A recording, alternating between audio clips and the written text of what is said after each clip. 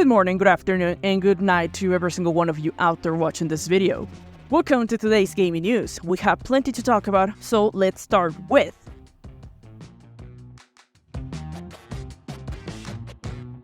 while rumors of a potential Switch 2 are surfacing and many Nintendo fans face the potential upgrade to a newer generation, older generations are about to say goodbye.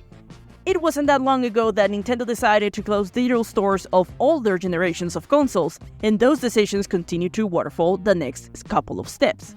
Now this time, Nintendo announced that it will be shutting down online play on the 3DS and Wii U in April of 2024. Earlier this year, as I mentioned before, that eShops for both 3DS and Wii U were closed in March. Now the company has taken the next step into closing the coffin of these 3DS and Wii U. Players won't have access to the functionality of online services in-game, like multiplayer and rankings. This closure also means the termination of virtual console services for these two consoles. Though the services online will be lost for the 3DS and Wii U, players will be still able to play games offline, unless they were fully multiplayer. In those cases, it will be time to part ways with that game. Nintendo said it will announce later the exact time and date of the closure. Well, in most recent videos, we've spoken about layoffs from many different companies. This time, former employees from Bioware have taken the fight against the company. Layoffs aren't a new thing. From last month, they have been occurring frequently, and all the way back in August, Bioware announced the layoffs of around 50 of their employees. Now, a group of employees are suing Bioware for better severance pay on what they were given. This was reported by one of Bioware former technical director John Renish in his statement posted on Twitter. He said, seven employees with an average of 14 years at Bioware have refused to accept Bioware's low offers and have filed a statement of claim with Alberta's Court of King's Bench, requesting for severance pay and including a request for punitive damages for what they say is unreasonably poor treatment by Bioware. Those employees were offered a significantly less than average severance package than even other companies have been giving to their employees in recent layoffs. Considering the number of years of experience and work they have dedicated to a company, one will consider that they deserve a more decent payment. However, this isn't the whole problem. One of the developers shared their concerns for finding a new job, since most of their portfolio and work was provided in the upcoming Dragon Age Dreadwolf. Because of the NDAs, they cannot show any of that portfolio to other companies that might hire them, and thus making it difficult for them to find a new position.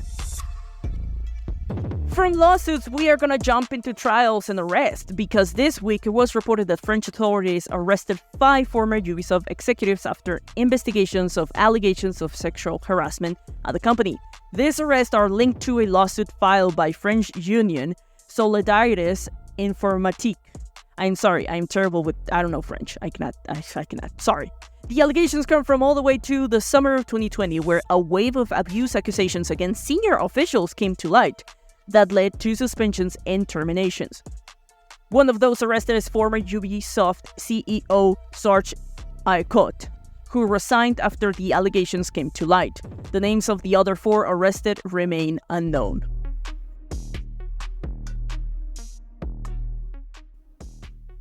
Last week, Sony Interactive Entertainment was hacked, and the information acquired by the group would be put on sale to the highest bidder. Back then, it was unknown what type of information the group had acquired. This week, Sony has broken the silence, and it seems the information belongs to a total of 7,000 employees, former and still currently working at the company. Their personal information is part of what was hacked last week.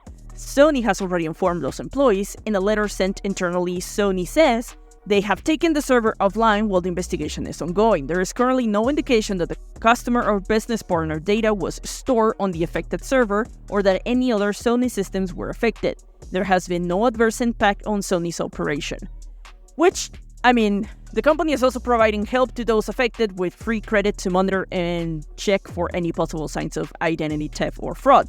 But in general, the damage wasn't done to the company, but instead to the poor souls that worked for the company. It is a terrible situation. These people have nothing to be blamed for, just working their daily job for the company, putting their effort, and to be attacked in this way and then get their information. So it sucks, man. It sucks.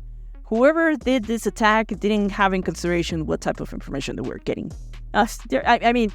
They just want the money, right? Even after a disastrous launch, a terrible state in which the game came out back in 2020, Cyberpunk 2077 is finally finding that success.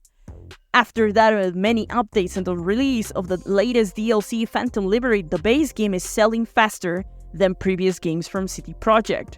I love this type of story. The comeback from a game that suffered a terrible launch, huge backlash, and tons of negativity is now rising from the ashes like a phoenix.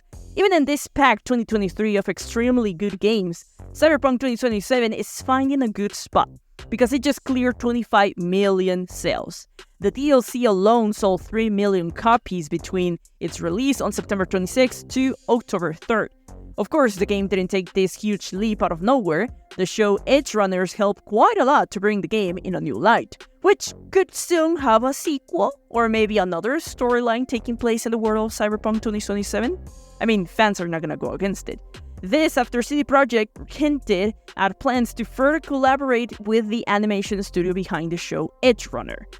But that's not all. It seems another production is under work. A live-action project is being handled by indie media company Anonymous Content.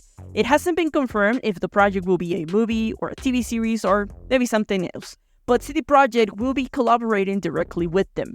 The project is still in an early development with the search for a screenwriter ongoing. It is truly awesome to see the game receive a revival to what many thought would die as one of the worst projects from CD Projekt. Hopefully, the decisions taken to give new life to the game have been positive, and the new creative director has been enthusiastic about the future of the game.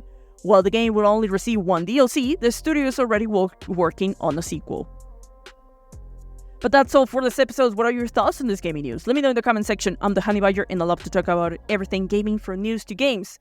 If you liked the video, remember to leave a like and share. It really helps. Don't forget to subscribe. See you in the next video. Keep on gaming.